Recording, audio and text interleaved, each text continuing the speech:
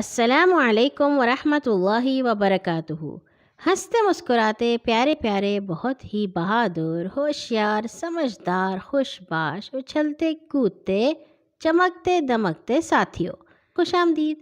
جہاں آپ سنتے ہیں روزانہ رنگ برنگی نئی پرانی ہستی ہساتی سیکھتی سکھلاتی سچی خیالی مزیدار کہانیاں، اور کہانی سننے سے پہلے آپ اپنے تمام کام اچھے طریقے سے مکمل کر لیتے ہیں تاکہ کہانی سننے کا مزہ بھی تو آئے۔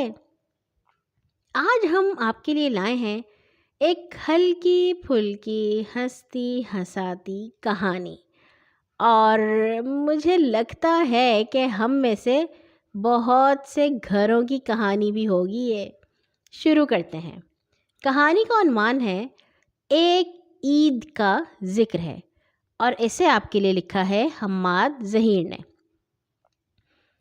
آزاد ہوتے ہی شیطان کے چیلے سیدھے ہمارے گھر پہنچ گئے۔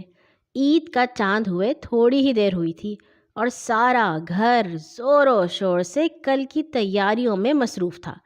ایسے میں ہمارے چچا زادوں نے آ کر عید کے چاند کے ساتھ ہمارے گھر میں مزید 4 چاند لگا دیے، اور ہم توقع کر رہے تھے کہ ہماری چاند رات اور عید کی خوشیاں بھی رات دگنی اور دن چگنی ترقی کریں گی۔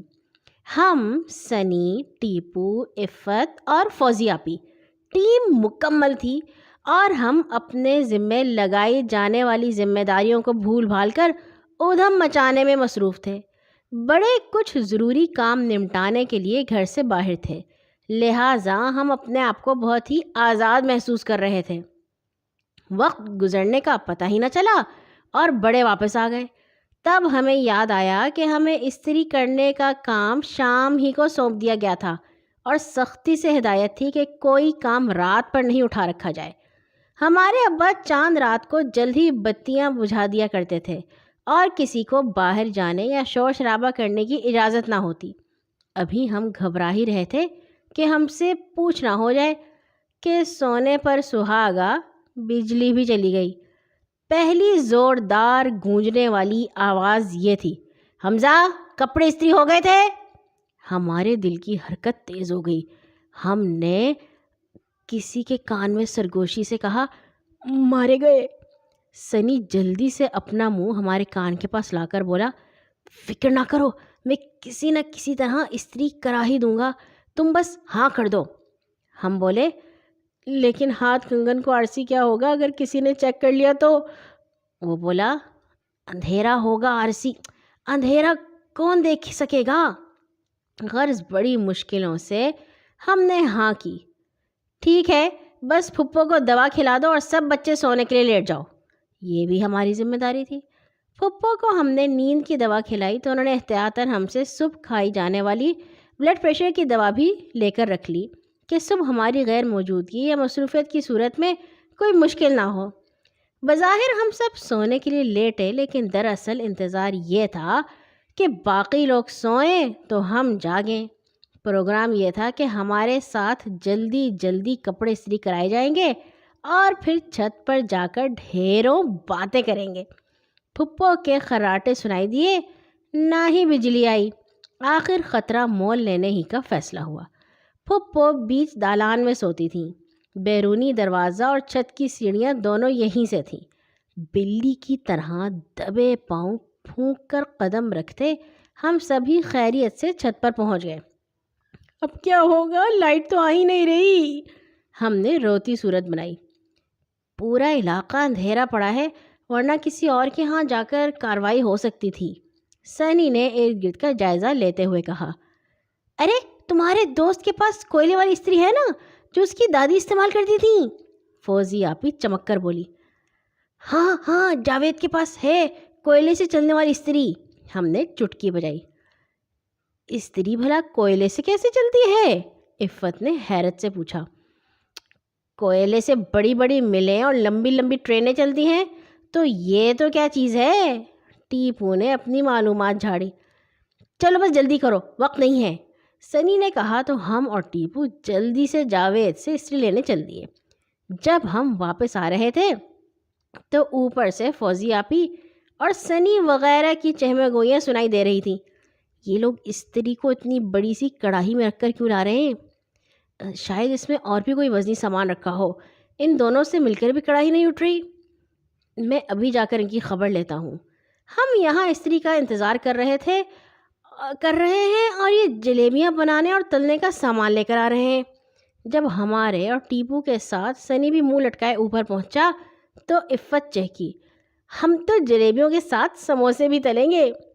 یہ استری ہے اور صرف استری ہی ہے، یعنی کہ یہ سارا کچھ صرف ایک استری ہے۔ ٹیپو نے سمجھانے کی کوشش کی لیکن کامیاب نہ ہو سکا۔ مطلب یہ کہ جو کچھ ہم تینوں سیڑھیوں سے اٹھا کر اوپر چھت پر لائے تھے وہ سارا کچھ استری تھا۔ اس سے استری کرے گا کون؟ فوزی آپی کا منہ کھلا رہ گیا۔ سب مل کر کریں گے، اتحاد میں برکت ہے۔ لیکن پہلے تو اس میں کوئلے ڈالنے کا مسئلہ ہے، کوئلے کہاں سے آئیں؟ سنی نے کہا۔ میں نے نیچے دیکھی تھی کوئلوں کی تھیلی، عفت نے بتایا تو سنی نیچے چلا گیا۔ میں مکمل کام کرنے کا عادی ہوں، سنی نے واپس آ کر بتایا۔ نہ صرف کوئلے بلکہ ماچس، تیل اور سلگانے کے لیے ایک تسلا بھی لیتا آیا ہوں۔ تسلا کیسے ملا تمہیں؟ فوزی آپی نے پوچھا۔ سامنے ہی گندے برتنوں کے ساتھ رکھا تھا، میں نے اس کا گندا پانی پھینکا اور دھو کر لے آیا۔ چلو پہلے تو کوئلہ جلائیں، ٹیپو نے کہا، اور ہم سب نے ایک اور مشکل بلکہ ناممکن کام کا آغاز کیا۔ ہوا تیز تھی اور ہم کوئلے تیل کی موجودگی میں ایک آدھ منٹ جلتے اور پھر بجھ جاتے۔ آخر فوزی آپی جھلا کر بولیں، بھاڑ میں ڈالو کوئلوں کو، یہ استری ایسی ہے کہ اس کے نیچے انسان آ جائے تو وہ بھی پریس ہو جائے، کپڑے بھلا کیا چیز ہیں۔ غرض ٹیپو تسلا اور کوئلے نیچے رکھایا اور ہم نے بار سنگھ اور غبار جنگ کی طرح استری کا کام نمٹایا۔ ٹیپو نے آ کر بتایا کہ پھپھو جاگ رہی ہیں، وہ ان کے سامنے سے تو نہیں گزر سکتا تھا، لہٰذا ان کے تخت کے نیچے ہی تسلا دبایا ہے۔ صورتحال سنگین ہو گئی، نہ جانے نیند کی دوا نے کیوں اثر نہیں کیا۔ استری کو لے جانے کا تو سوال ہی نہیں تھا۔ بڑی مشکل سے استری شدہ کپڑے سب کو بانٹے گئے اور باری باری نیچے کا سفر شروع ہوا۔ رپورٹ دینے کے لیے باورچی خانہ منتخب ہوا۔ ہم لوگوں میں اور کوئی صلاحیت ہو نہ ہو، یہ ضرور تھی کہ پنجوں کے بل اس خاموشی سے چلتے تھے کہ سانس تک روک لیا کرتے تھے۔ سو سبھی کامیابی سے باورچی خانے میں پہنچے۔ کچھ کھانے کو ہے؟ عفت نے پوچھا۔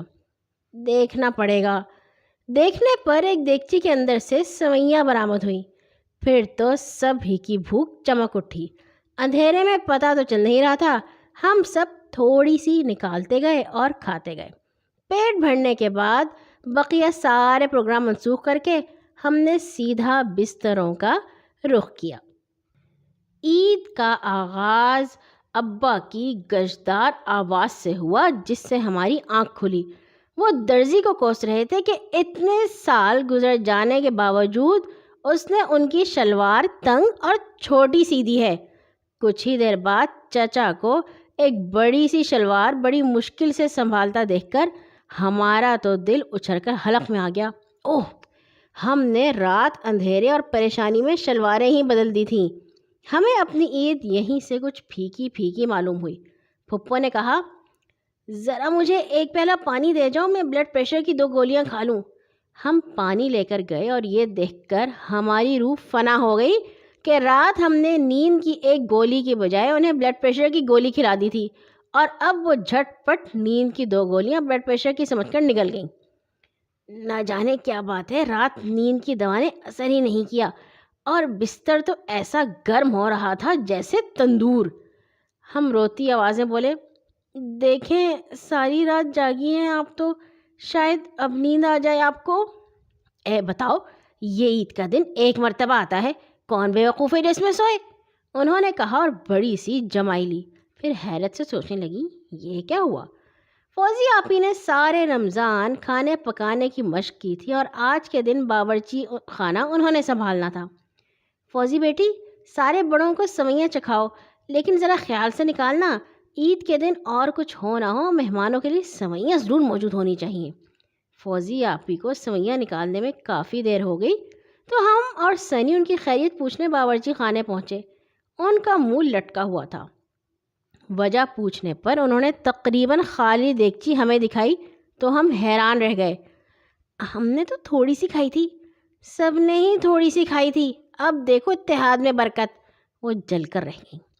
سنی نے مشورہ دیا کہ فی الحال پونچھ کر ایک آدھ پیالہ تو نکالا جائے، پھر دیکھی جائے گی۔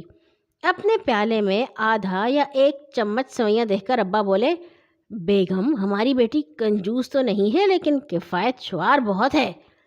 پھپھو جو تقریباً اونگ رہی تھی بڑی مشکل سے اپنی بند ہوتی آنکھوں کو کھول کر بولی، ہم زیادہ میٹھا نہیں کھا سکتے، ہمارے لیے تو دہی بڑے بنواؤ۔ تسلے میں ماش کا آٹا بھیگا ہوگا، اسے پھینٹ کر دہی بڑے بنا لو۔ اوہ نہیں، سنی سر پکڑ کر رہ گیا۔ جو گندا پانی رات اس نے بیسن میں بہا دیا تھا اس کی حقیقت اب کھلی۔ ہم تینوں لڑکے بیٹھے ابھی افسوس کر ہی رہے تھے کہ عفت پیغام لے کر آئی، تسلا تو بھجوا دیں اندر۔ ہم نے سنی کو اور اس نے ٹیپو کو دیکھا۔ ٹیپو کی نظریں پھپھو کے تخت کے نیچے گڑی تھیں۔ پھپھو تو چلو جاگنے کی اور آنکھیں کھلی رکھنے کی کوشش میں مصروف تھی، لیکن امی اور ابا کی موجودگی میں تسلے نکالنے کا تصور بھی نہ تھا۔ ایک ایک لمحہ پہاڑ بن کر ٹوٹ رہا تھا۔ ابا کو اپنے دوستوں سے ملنے جانا تھا، لیکن تھوڑی سوئیاں کھانے کے بعد وہ دہی بڑوں کا انتظار کر رہے تھے، جبکہ دہی بڑے خود بننے کے لیے تسلے کا انتظار کر رہے تھے۔ آخر ابا ہی نے ہمت کی، میں ذرا اپنے دوستوں سے مل کر آتا ہوں۔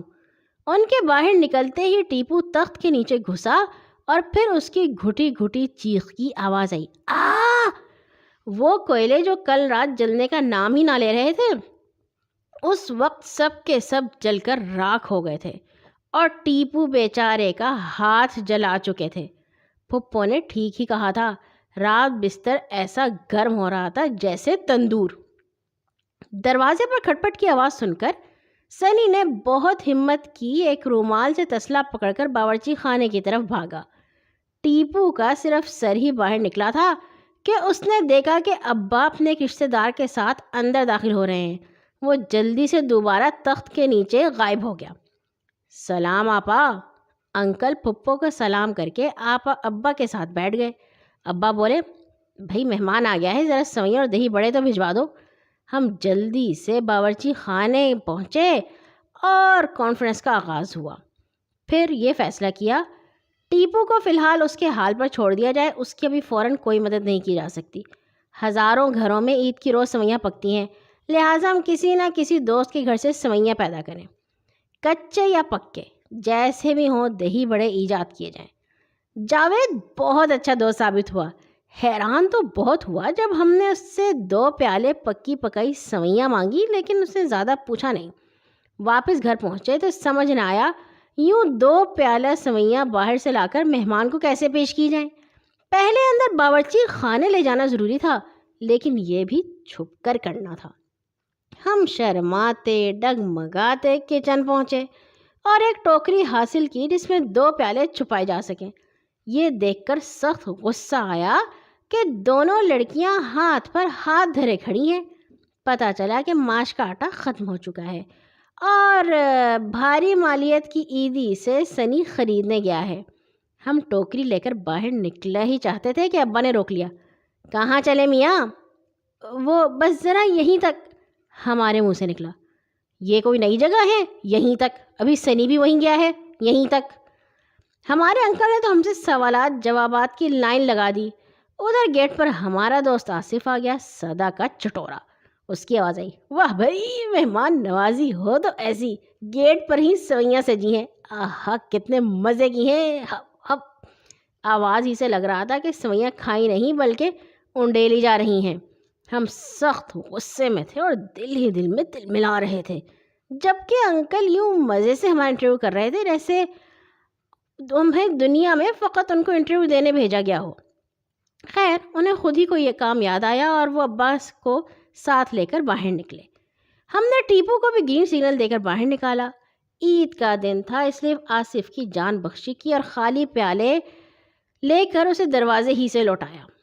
کچن پہنچ کر ایک حیرت انگیز منظر دیکھنے کو ملا۔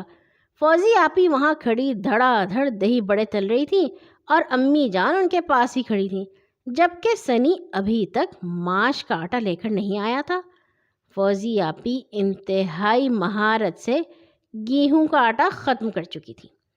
امی کا حکم آیا کہ اب تو دن چڑھنے کو آیا ہے، روٹیاں بھی پکا لو۔ ہم اور سنی باہر کے چکر لگا چکے تھے، چنانچہ اب ٹیپو کا نمبر تھا۔ وہ مزے سے تخت کے نیچے تھا۔ وہ عیدی جس کو خرچ کرنے کے لیے ہم مہینوں کا پروگرام بنائے بیٹھے تھے، تیزی سے خرچ ہوئی جا رہی تھی۔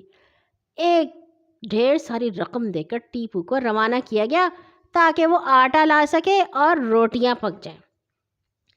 چھپا کر آٹا گوندنے کے لیے بیچاری عفت کو تسلا، ڈونگا اور پانی وغیرہ دے کر اسٹور میں بٹھا دیا، اور آٹے کی بوری کو بے حفاظت دروازے سے اسٹور منتقل کرنے کے طریقوں پر غور شروع ہوا۔ مگر ٹیپو پہلے ہی کام خراب کر چکا تھا۔ اسے ابا نے باہر ہی آٹے کے ساتھ رنگے ہاتھوں پکڑ لیا تھا۔ ان دونوں کے گھر آتے ہی ہم سب کی پیشی ہو گئی۔ ہم سب ایک قطار میں سر جھکائے مجرموں کی طرح کھڑے تھے۔ بات جب کھلنے پر آئی تو گویا موتیوں کی مالا ٹوٹ گئی۔ ایک ایک کر کے سارے ہی موتی نکل نکل کر بکھر گئے۔ ہمیں پتہ تھا کہ ابا بہت سخت ہیں، اور اب خیر نہیں۔ جو جو دعائیں یاد آتی جا رہی تھیں پڑھتے جا رہے تھے۔ شاید انہی میں سے کوئی دعا قبول ہو گئی۔ ابا بولے، تم لوگ کسی قسم کی نرمی کے مستحق نہیں ہو۔ مستحق تو ہم بھی نہیں تھے، پھر بھی آج کے دن خدا نے ہم سب کو معاف کیا اور ہم بخشے بخشائے عیدگاہ سے لوٹے۔ تو جاؤ، میں نے بھی تم سب کو معاف کیا، تم سب بھی بخشے بخشائے ہو گئے، تمہارا کوئی جرم نہیں۔ معافی تو ہمیں مل گئی، لیکن یہ عید اور آٹے کے بڑے ہم کبھی نہ بھولے جو بعد میں ہم ہی سب کو زبردستی کھلائے گئے۔ اور یہاں ہوئی ہماری کہانی ختم۔ عید کا دن ہنگامے سے بھرپور۔ امید ہے آپ کو پسند آئی ہوگی۔ کل آئیں گے ایک اور نئی کہانی کے ساتھ انشاءاللہ۔ ہر نماز کے بعد اپنے لیے اور تمام مسلمانوں کے لیے دعا کرنا مت بھولا کیجیے۔ اللہ حافظ۔